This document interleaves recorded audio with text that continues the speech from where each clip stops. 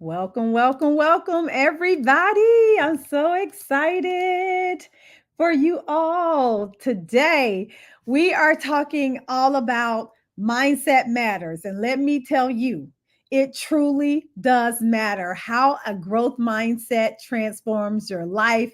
And I have such an amazing guest that's going to be on with me today. And I am so excited. So, we're going to get all the way into your mindset today, right after this.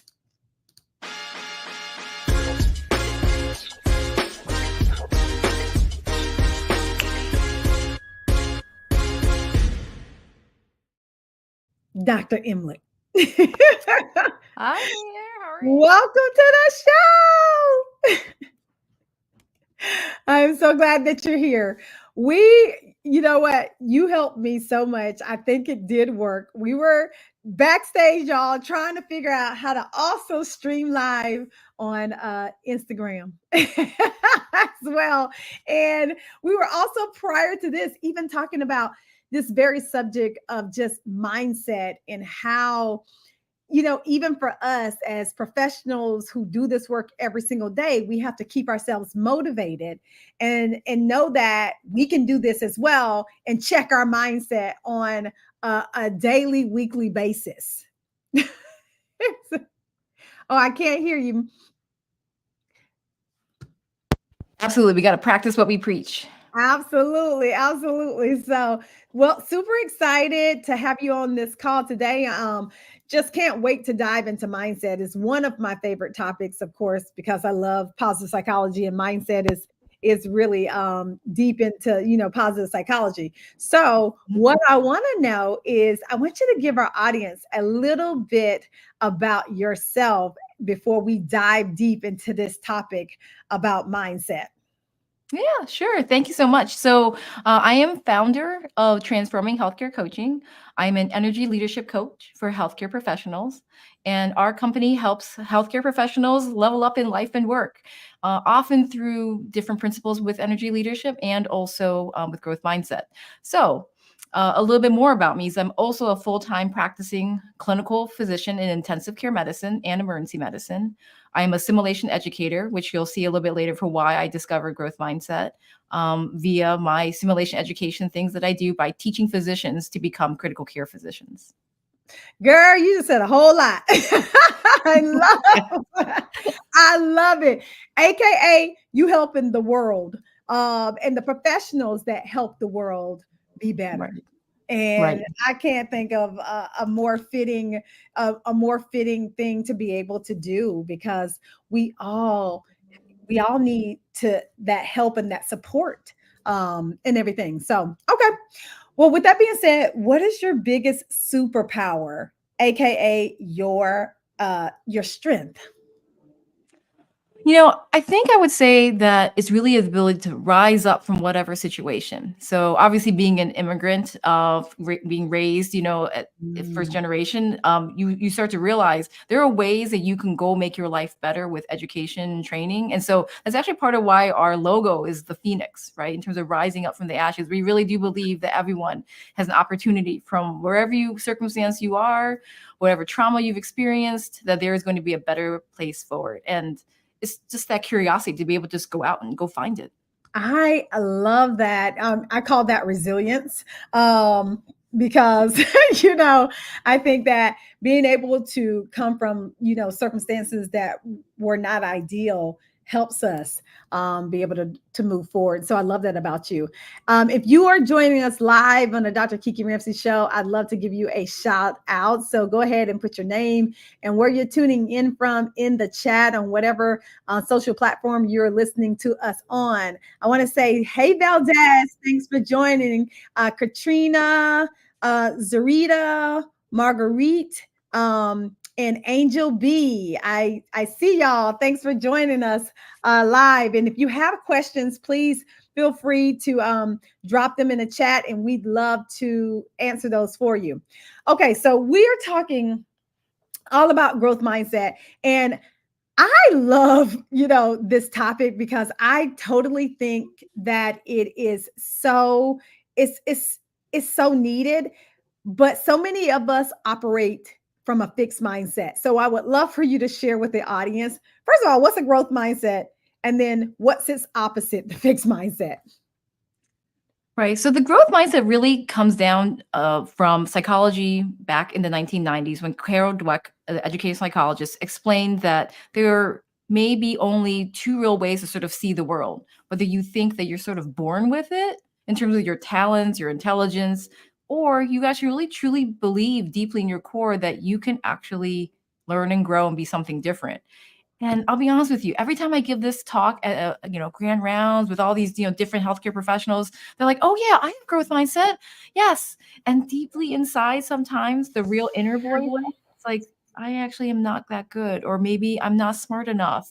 And there's a little quiet voice that actually is the fixed part of you that actually wonders, do I actually have the right talents you know, to get wherever I need to go. So it's a fine balance between what you really truly believe inside voice and then what you think on the outside for I can do this. I really can learn it. Yeah, that sounds a bit to me like, growth mindset butts up against the imposter syndrome a lot, right? Meaning like, okay, yeah, I can think that I can do it, but on the other hand, can I really do it? Maybe I'm an imposter. Maybe I'm not as good as I think that I am. And I think that a lot of times when we have that other small voice, the growth mindset is something that we have to learn how to practice, because otherwise, how do you move forward? Right. Absolutely. Like, how do you move forward? Can you share how your practice of the growth mindset even came about? I'm always interested because I know I have a story of like when I first realized that the growth mindset was real, but I would love to hear your story.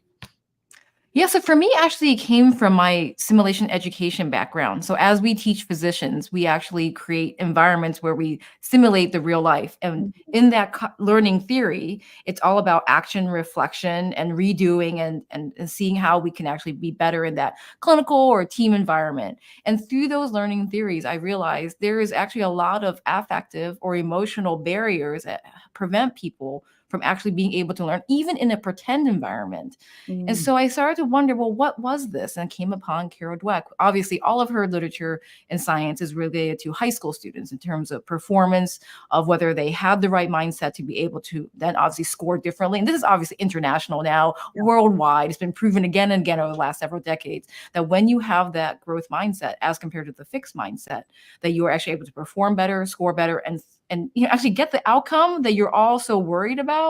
Is actually having the process in place is much more important than the number or the score. And so many people in healthcare, because of our exams, because of the high regulations, the barriers to entry in terms of all the tests we have to take to get into the different parts of your training, Mhm. because of that sort of fixed belief of it has to look a certain way, the Mhm. score has to be a certain number. People have forgotten that actually the growth mindset is the more important thing for lifelong learning and improvement and practice over time. And so that's why I started to think about how do I apply high school and early childhood or other types of learning theories into the medical sphere. And that's actually how I ended up in the growth mindset world. I love it. I mean, it's always a beautiful thing of how we actually come to a concept or a thing that ultimately changes our lives. I can remember for me, I was uh, trying to figure out if I was going to go back to school and get my PhD in psychology, and I knew that's what I ultimately wanted to do. Is what I always had wanted to do, and so I needed to have some prerequisites, which was psychology and statistics, and I'm speaking for myself, right? I've never been great at, per se numbers. And at least that's what I was telling myself at the time. Like, I'm not good at math. I don't know math. I can't do math. And so I've never been really good at it. But when I was in that statistics class, which number one was 8 o'clock in the morning, at a school that was 50 minutes away from my house.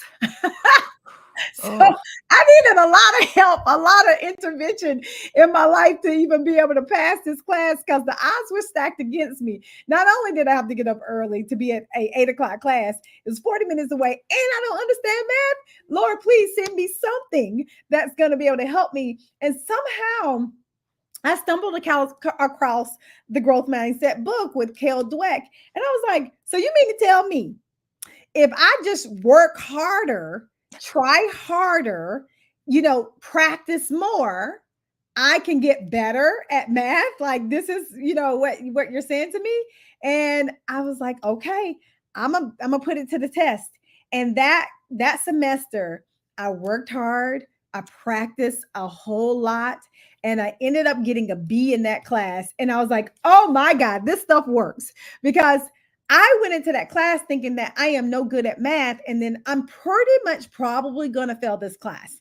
And then there are my chances for getting into anybody's school to get a PhD in psychology. But it literally worked. And I'm telling you, everything from there has been uphill, especially when I face difficult challenges. yeah, So, you really highlight like really two important aspects about the growth mindset, which is believing, right? You have to believe that you can actually actualize what it is, whether the goal is a test, the goal is a course, the goal is something. yeah, And you also have to have all the little micro actions to go along with it. Like, well, how are you going to get there? So the yeah, two of them together really are the two components of the growth mindset. It's not just, you can't just believe it and you can't just work really hard. yeah. It's really the combination of the two together that really makes it so effective. I love that. I love that. Have you seen a time in your own life or a time in the professionals who you coach and who you teach where this has actually been put to the test and they've overcome? Well, I guess the question is what you mean by overcome, right? So I think the for each Yeah, person finding their own personal learning goal is really where it yeah, comes down to. There are definitely situations where some applications of coaching in healthcare actually have been at the medical school level, where it's all mm, about learning coaches or how can we learn and think better. And actually, for myself, even our own training program, we actually begin now the whole year long journey at orientation to begin, and we cover these concepts and have people really begin and think, can you, and question yourself, are you really a lifelong learner? Are you really a growth mindset? And make a documentation of where you are, what you want to do, what are your goals? Because it begins first with the goal yeah, and then thinking backwards to what are the little things I'm going to do to get there? And even if I'm not there today, mm, one little thing is better than nothing. And so you're taking one step towards learning. Let's say, for example, how to lead an entire team when someone has had a cardiac arrest. That's a very complicated skill. You can't inhale it or just breathe it or watch a video and think a miracle is going to happen. It does take a lot of layered learning, which is whether it's practice or reflection or debriefing or thinking. There's mm, so many things that go mhm, into learning, especially in complicated, high stakes fields, yeah, that you need to not only believe in yourself, it's also that process of how are you going to get there. yeah. It's so interesting because I think that, being in a high stakes field like you're in, a lot of people can't necessarily relate, right? Like in the sense of when I think about most people's jobs, it's not necessarily they're in the hospital or they're saving lives or anything like that. And I can see how critical it is for professionals who are in high stakes jobs. But I also think it's just as critical for those who are Mhm. not even in those high stakes jobs, because we all go through certain challenges. And like you said, learning is different, and also so is the challenges that we go through. But they all can result in pain, and heartache. And so what would you say to the person who are like, well, I'm not in this high stakes position, why do I need to utilize the growth mindset? Yeah, so I think what's you probably have heard the saying where if you're not growing, you're dying, right? And Mhm. so the reality is, why do people leave their jobs? Why is there quiet quitting? Why do people stagnate, right? And so at the end of the day, the growth mindset helps you become the best version of you. And you also have a greater potential than perhaps that you can even imagine, right? A lot of society tells us you can't do this, you might not want to do that, you're not fit out, you're not cut for this. You're going to hear a lot of naysayers. And at the end of the day, you have a choice to listen to those naysayers in whatever profession you are, whatever field, whatever industry, or you can go and try and go become that, right? We see this all the time now in this day and age with where we get to see so many more role models, whether it be on social media, on the news, independent publishing. There's so many opportunities out there now that there's nothing to say that any one individual can't do it. And it's the growth mindset that gets you there, because you don't accept all those things that society tells you. And actually you're like, I wonder. And you just do the small little steps and you praise yourself for the process. And I always tell people that it's really not about like comparing yourself to like, the mega 1 million, follower, viewer, famous person. That might be what you want to become, but maybe not. At the end of the day, can you just enjoy and fall in love with the process of growth? Because as you grow and as you bloom, whether it be accounting skills or personal speaking skills or writing skills, studying skill, all of these are skills. They layer, and your experiences and the things you choose to say yes to actually evolve you into a much more talented version of you. I think when any of us look back 10 years ago, I think if you told me 10 years ago when I was suffering through my associate professor kind of climb in academia that I was going to be here on Dr. Kiki's show talking about this, I literally would tell you that is impossible, because I was not a social media person. I was not out there. It just wasn't. And here I am 10 years later, hanging out with you, talking about things that will hopefully help people up level in their life. I love it. And I love it that you're here.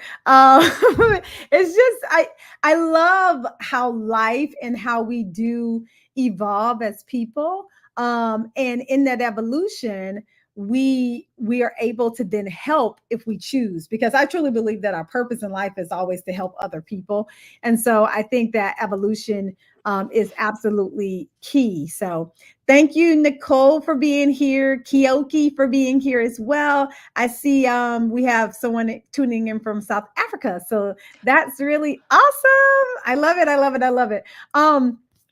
Okay, so when we're talking about, the growth mindset and how it can ultimately be beneficial for everybody, give us some, advice or some, some strategies on how someone can potentially reframe their experiences that are very difficult and be able to move forward. Because I think that sometimes in the moment, we find it very hard to move forward, like when we're in the moment. And I can only imagine that, especially in healthcare, in the high stakes industry that you're in the moment is the one thing that truly counts, right?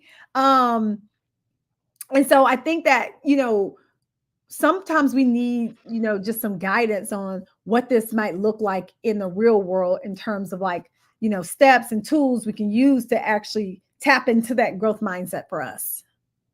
Sounds good.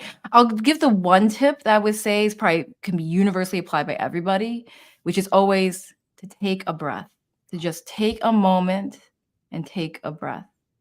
In healthcare, we teach that it's just when you're washing your hands, because we're washing our hands all the time. So the reality is all those times is really just concentrate on the feel of the water and just be in the moment and be really mindful and just take one breath and just kind of reset for yourself. Because one, nobody can know that you're doing it. And two, it's for you. And then from there, you can begin to sort of hear and see sort of where things are showing up for you. And I would say probably after coaching many people, there's probably 3 buckets I sort of tend to sort of categorize. Some people are ruminators, where I call like, this is like all those weird thoughts in your head where you just like saying mean things to yourself all the time. Some people just are thinkers. That's great.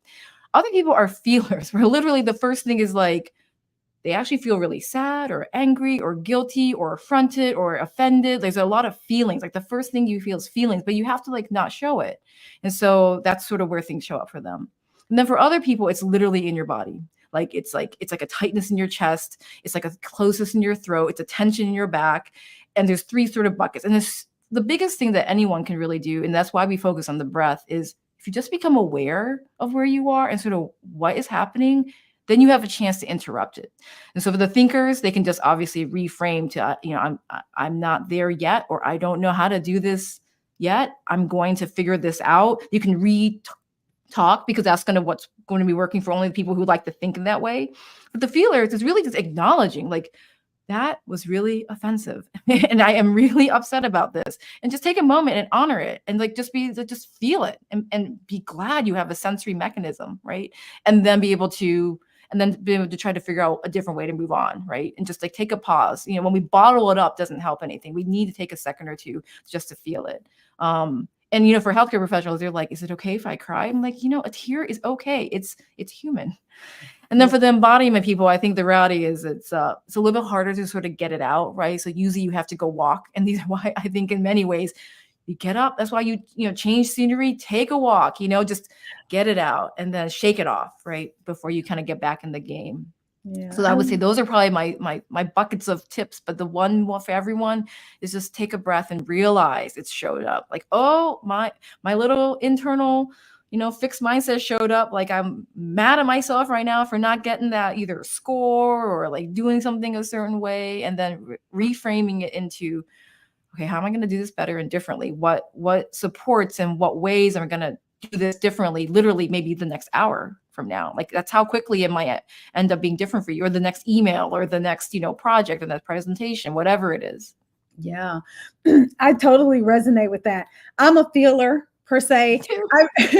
So I'm always like, don't go to the movies with me, honey, because baby, I'm gonna be crying. Me too. Me too. So we can get together and have popcorn in a movie, okay? But so I feel everything, and I feel deeply for people. That's probably why I'm in the field that I'm in terms of coaching and everything. And so as a feeler for yourself, and then as you're also a coach, how do you number one, manage your own feelings and emotions around some of the things that may happen even in your workplace or your life, and then how do you teach that to others, or emulate that to others? Because I think sometimes that can be hard to do, but maybe it's not. Yeah, so I think especially for the feeling for others, in that moment, the most important person is actually not me, it's actually the other person. And so really, it's really trying to lean on our skills that we teach physicians in terms of how to communicate with empathy, and realize, even if we're crying along with the other person who's having the event happen with them, to be able to sort of rise above and be stronger, calmer, and also supportive in our words, our nonverbals, and our presence. We sit obviously in intensive care, with some very heavy matters for many families, death. And so we have to be able to be okay to hold space for that.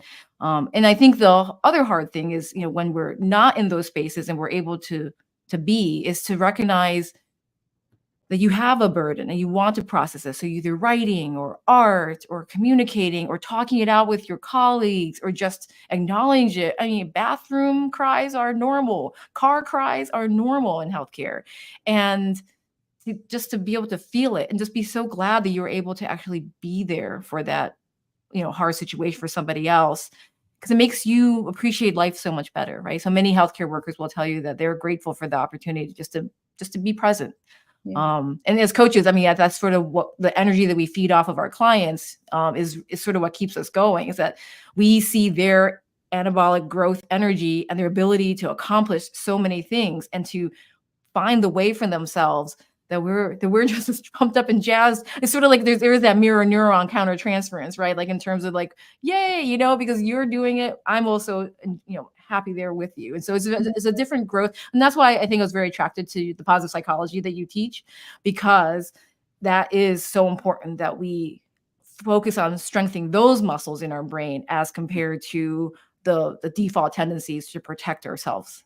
Absolutely. And I think that most people in, what I consider the helping profession, whether it's like therapists, psychologists, coaches, teachers, all of that, I think that we're so strong in that that aspect to be able to hold space for others. I used to work in healthcare. I was a medical social worker at one of the largest hospitals in Baltimore. And I dealt with, moms on the OBGYN floor, mom in their addiction and everything like that. And it was some of the most rewarding, but also some of the most toughest, years of my life, because I did have to hold space in a lot of ways. And I think that the growth mindset is one of those things that ultimately helped me through some of the tough days, because and I would try to hold space in the sense of growth mindset for other people, like it's gonna be okay, you can do it, like in the way that I motivate people, right? You can do this, you got this, girl. Like, I mean, those kinds of things. And so I think that having it for ourselves, we can share that gift with other people, and they may not know or even consider that the growth mindset. But if we were to go into work all doom and gloom, we can't do that as coaches or professionals or anything like that. And so I think it's a beautiful thing that you are able to teach this and coach people in that healthcare industry, because it can be tough, but it also, we're doing work that changes lives. Like, Yes, it does. And and just even thinking of your amazing story of supporting, women in healthcare, those little moments matter so much. And I just think about, even in the grocery store, you see this sometimes, right? Where someone just needs a pick me up, and it's so rare to see in society now, right?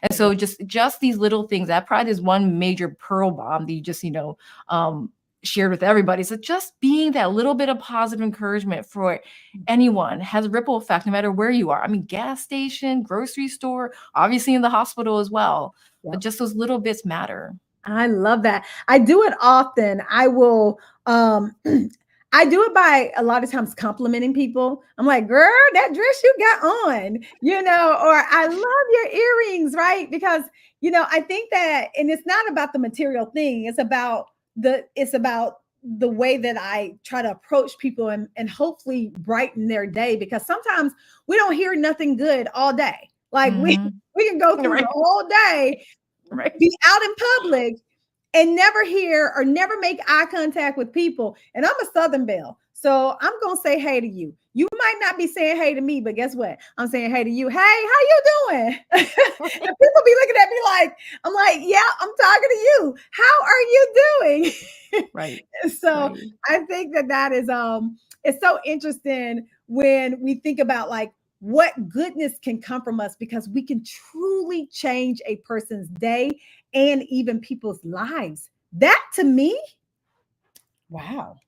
Right. And so I guess, I'll put a challenge out to your audience in terms of, could you do one thing to foster your growth mindset towards being a positive influence for anyone in your sphere? And it just has to be one small thing a day, or one small thing for yourself. So you have two choices, one for yourself, one for others. But the question is, how will you grow? How will you sort of change your ideas about what everything has to be a certain way, to how could it just be the process of being a little more curious?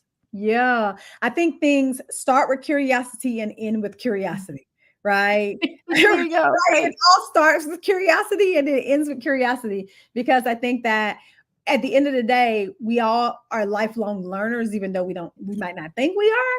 But I wake up every day and I look forward to what I'm going to learn today.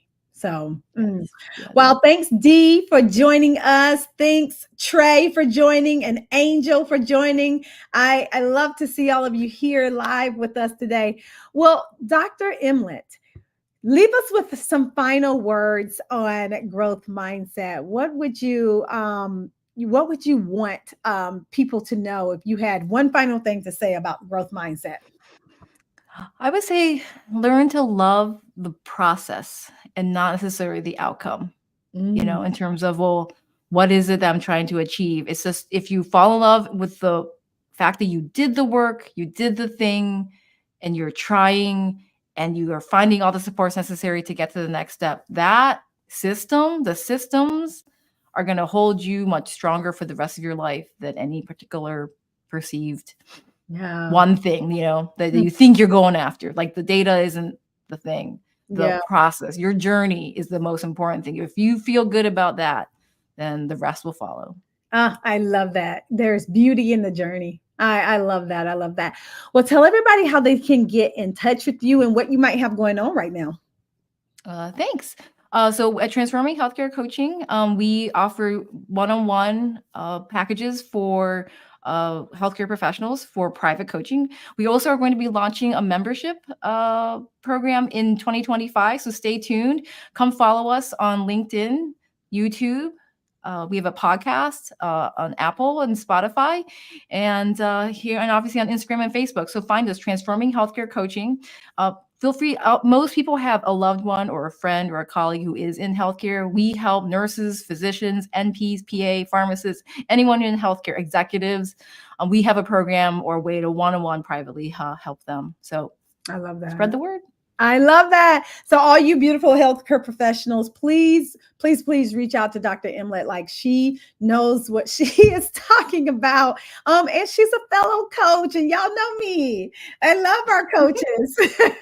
So, thank you so much for being on the Dr. Kiki Ramsey show today. We learned so much from you, and I know that our viewers and our listeners are going to take it forward and then share this gift. So thanks for being with us.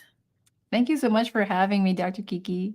Awesome. So you all, if you know a healthcare professional or somebody just who needs to understand that your mindset truly does matter, share this podcast with them today. You can share it live on social media, and then it also will be on any of your podcasting channels very shortly as well. And then if you are a woman who is in need of a community and coaching so that you can ultimately thrive in your life, I invite you to join our Thrive Society, which is our membership community that we teach, and I teach women on really what it takes to create your own happiness and thrive. And in order to get to that, just go over to drkiki.com. So simple to do. Other than that, you all know that you have the ability to create your own happiness. So go out there and make it happen. All right, y'all. Peace.